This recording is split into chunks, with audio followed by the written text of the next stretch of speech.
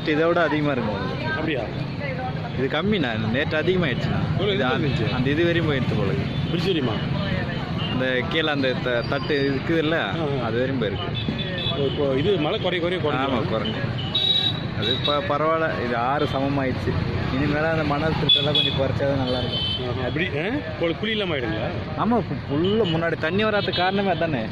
பாருங்கள், செடியே எவ்வளோ ஆகிட்டு இருக்கோம். 10 அடி 15 அடி இருக்கும் செடி. இனிமேல் அதிகாரிகள் மணல் திருட்டு மக்களுக்கே அந்த அவேர்னஸ்னால தான்.